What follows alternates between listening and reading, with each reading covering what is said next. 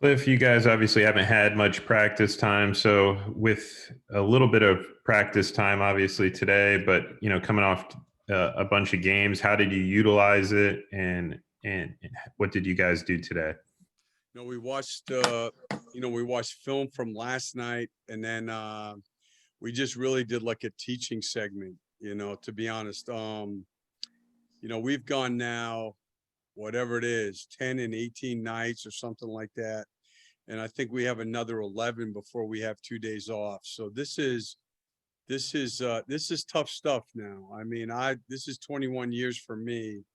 And I know this, I've never been through anything like this. This is harder than even the lockout years.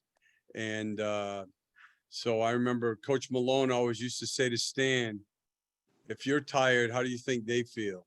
So, we're just going to do it that way. I mean, we're going to try to save their legs and as much energy as possible for the games. We did some good things last night. It's a different season, and the longer we go through it, there's just more challenges. And I think the way you handle these off days are critical.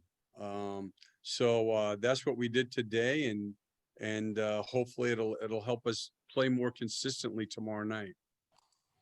Jamie Say, WKMG. Steve, when you say, teaching things, what kind of teaching things did you go through? I mean, was it stuff with Cole? Was it stuff just with different lineups? Or?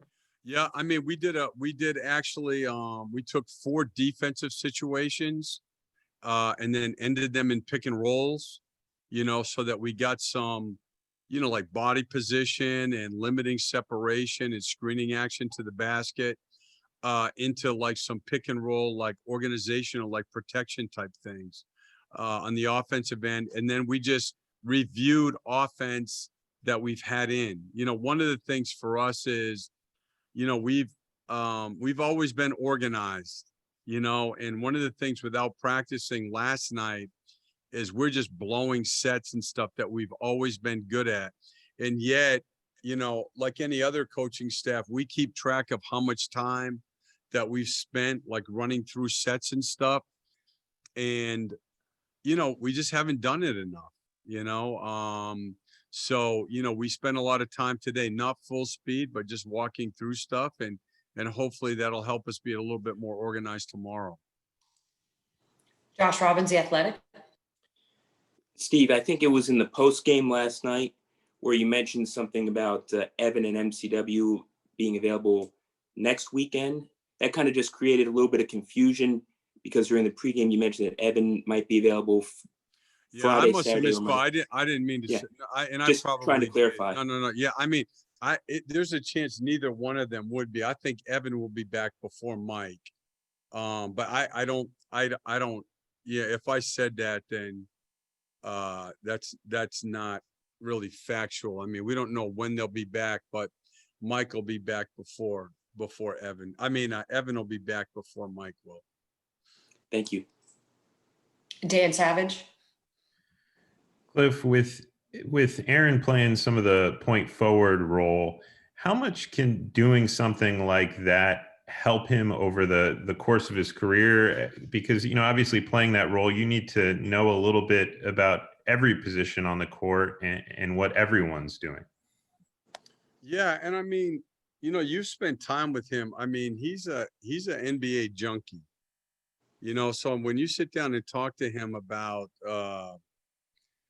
for instance, offensive sets or things that other teams do really at either end of the floor, he watches a lot of games at night. He knows what people do. He knows strengths of individual players.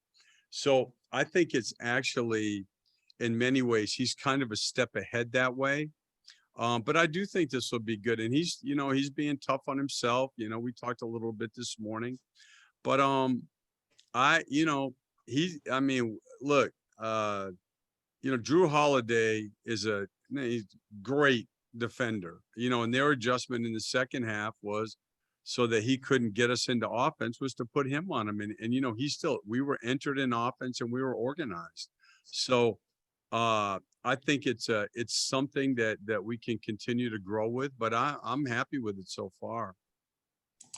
Josh Robbins. I think we're going to speak with Markelle in a few minutes after you're done talking with us. So that's the reason for this question. Has he been as positive as in the last day or two as he was when you first spoke to him following his injury? I think he's in a good place. He was here yesterday. He's been around, which is great. I know his teammates like it when he's here, and he's been very upbeat. I think that, look, he's been through a lot already in his career, and I think he's handled everything extremely well. And I think that the experience that he had, with his shoulder, with his knee, and with his wrist, has given him an understanding of how hard rehab is, and what lies ahead for him. And again, I think he's got a great attitude about the whole thing. Chris Hayes, Orlando Sentinel. Let's put it this way, Josh. He's handling his injury a lot better than his coach is. How about that? Is that fair to say? Well, I don't know whether it's correct, but it's your humor is appreciated. Go ahead, Chris. Cliff, back to Aaron. When you move him over to the point, what kind of void does that leave in his former responsibility, his former role? Well, one of the things, Chris, I liked about last night was, there were some positives last night, but I would say the biggest positive was the job that he and Kim did defending Giannis.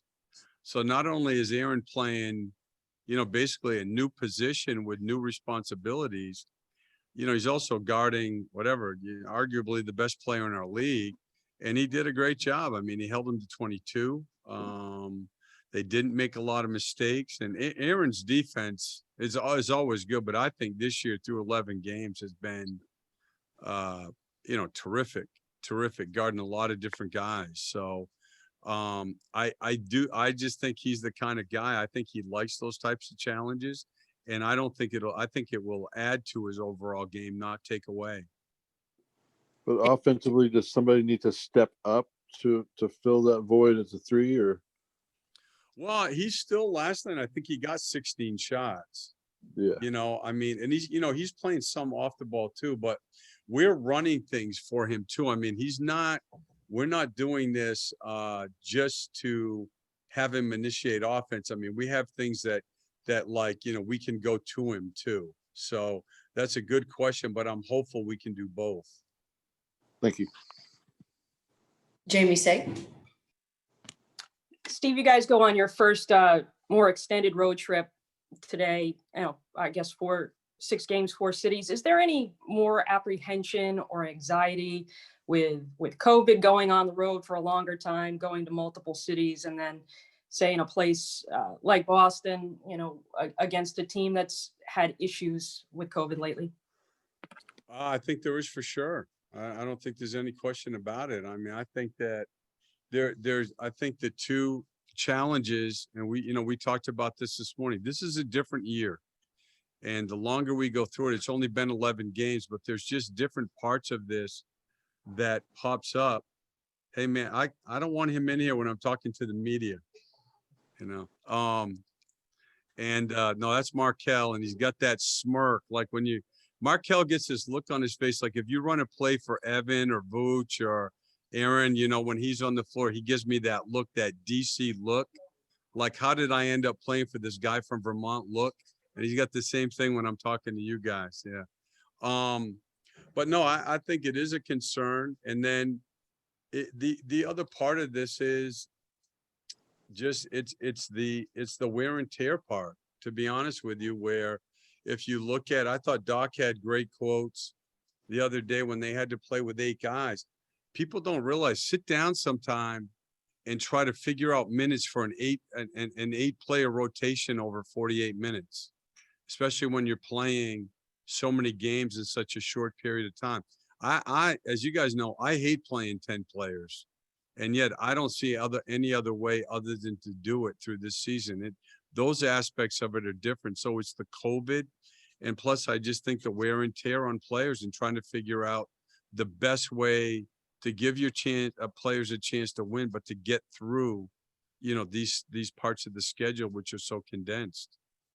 Yeah, Steve, the Board of Governors meets today and there's a GM call. So obviously there's discussion in the league about the COVID protocols. Is that, if you had a voice, is that one thing that you would voice your support for, kind of extending the threshold to 9 available players instead of, I guess, the 7?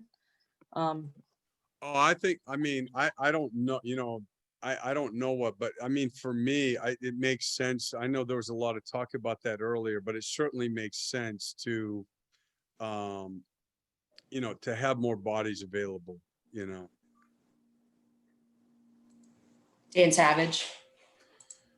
Cliff, obviously, the Celtics have had to deal with their share of challenges during all this in this particular season. But as you look at the team that you'll be playing against, what are some of the challenges that this Boston team presents? Well, I think it'll be the same thing. I mean, you may remember last year they came down here shorthanded, and I mean, look, Brad's a terrific coach. They're going to have you spread out on the offensive floor, and they're going to play with great purpose. And at the defensive end, they have their principles. They do a lot of switching. And if one thing's not working, you remember last year, they changed the game by going to a 2-3 zone. So, you just have to be ready for everything. And we don't know exactly who will play for them, but they'll be ready to play and they'll be well coached. Josh Robbins. Steve, as far as you know, is tomorrow's game still on? Yeah, I mean, we're planning on flying here at 2:00, and obviously we wouldn't be doing that if we didn't think we were going to play. Josh Cohn. Hey, Coach, I know he's not playing tomorrow, but what do you remember most about Kemba Walker as far as the development of his game through the years? Oh, I mean, I've said this before, but for me, I've been fortunate. People I've worked with, players I've had the chance to be around, but when I get done doing this, one of my fondest memories will be the time I had with him. I have story after story, but my best story is I got to Charlotte. I hadn't been a head coach before. I decided to coach summer league because I thought it would be good practice. He was up in New York. I called him and I said, hey, why don't you come down? We used to do this a lot with Jeff and Stan, have veteran players come to summer league. And usually there you practice in the morning and do drills and stuff and then scrimmage at night. Why don't you come down and scrimmage with the guys at night? I'd like to watch you play.